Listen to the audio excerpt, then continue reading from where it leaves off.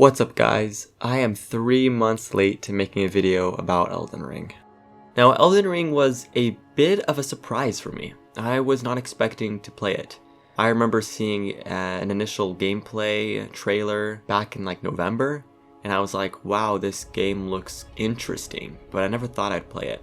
Well, needless to say, 2 months later, I have 100 hours in the game, and it was amazing. And before I forget the experience, I gotta make a video on it. So first, the open world. Now, the biggest draw to me for this game was the open world. I'd never played a Dark Souls before. I've played Soul-like games like Hollow Knight, which is my favorite game. So there was a draw there, but the open world was what got me the most because I love Breath of the Wild, and any open world game, I instantly want to try it because I wanted to kind of replicate that experience I had with Breath of the Wild. And I think in the end, Elden Ring kind of did that. And yeah, I guess I'll talk about that. So I love how each area in this game is unique. You go from Limgrave to Sweeping Plateau to Lernia to the plateau to the capital, etc, etc.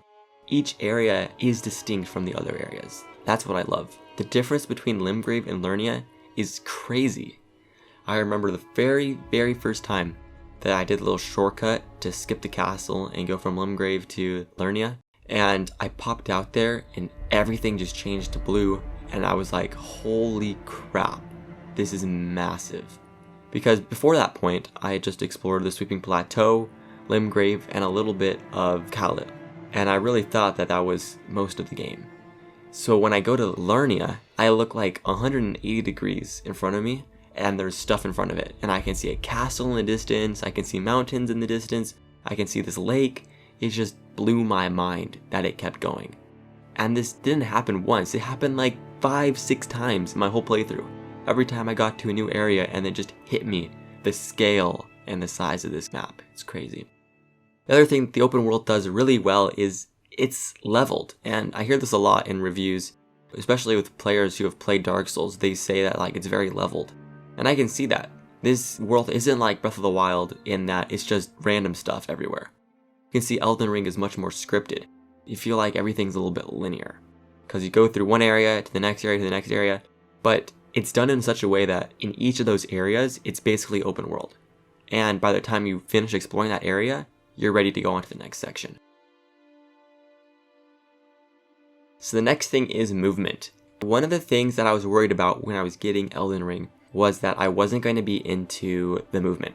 Because I've played open world games before, like Horizon Zero Dawn, and I've been disappointed because it hasn't itched that open worldness that I've wanted. Because in Breath of the Wild, you're able to climb and all sorts of stuff. But in Elden Ring, this horse is super important to what makes this game good. The world is leveled to not have these barriers. If there's something that you want to climb over, you can most likely just run around it, or you can just jump over it with your horse. It's designed so well so that you don't feel like you have to climb. This is something that I got the hang of pretty quickly. I was like, there's no need to climb. I just grab my horse, ride around, and I loved it actually. The horse at first I thought was a little bit glitchy, buggy or whatever. Then I realized that it's what the developers wanted and it gives more freedom. And I guess this goes along with movement, but the animations.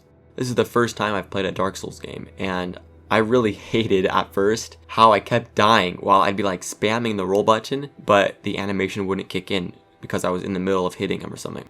I really came to terms with this later through the playthrough, that all the animations were just incredible, and the amount of movesets you can do. Each weapon does 4 attacks, and there's the crouching attacks, and there's the jumping attacks. So many animations, and they all work together so fluidly. I never had any jittering animations, everything was super smooth.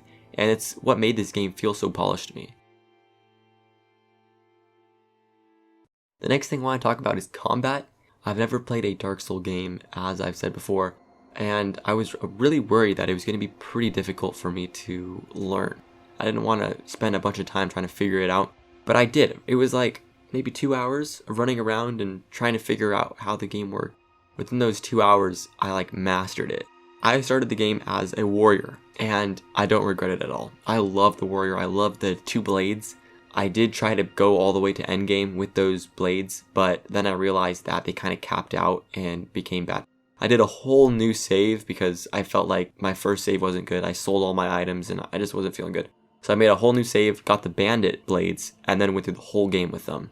So I loved how I could just stay with the same swords, same weapons, the whole game. It was great. Another thing I absolutely love is like the amount of freedom we have in this game. The amount of spells I have, the amount of weapons I have. You can really go sicko mode and play this game however you want. And this has been covered a lot on YouTube already.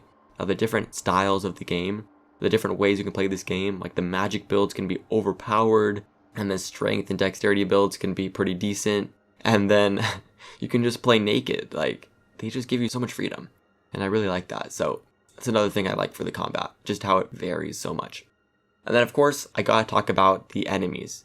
So I was very impressed with the variety of bosses. I felt like all the bosses were all different, except for the few repeats that would happen. But those are just a few. Each boss I would get to would be a new boss. And of course, at the end of the game, as I said, you start repeating some bosses. But overall, it feels like there was a good variety. Another thing I liked was how each area had a unique enemy type.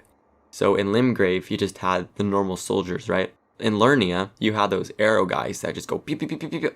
And then in the plateaus, you get those, I don't even know, those spit things. They spit stuff at you and it kills you from the inside. I don't know.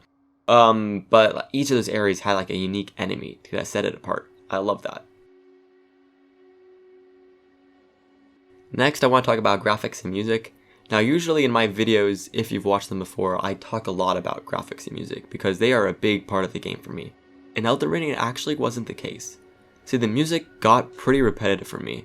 I spent so much time in Limgrave, and I swear I could not handle another second of that soundtrack playing in the background because I'd heard it for 10, 20 hours. It did get repetitive, but the music did support the area, and whenever I heard that music, I would get like a flush of nostalgia. The music's fine, yeah. The graphics are a whole other thing.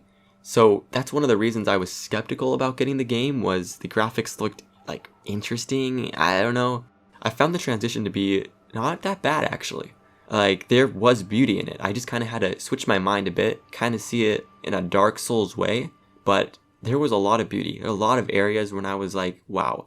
Especially Lernia. I keep talking about Lernia. That's just, I think it's my favorite area. I've been debating around a lot of different areas, but I think Lernia's blues just set it apart. I love how each area has its own color palette too.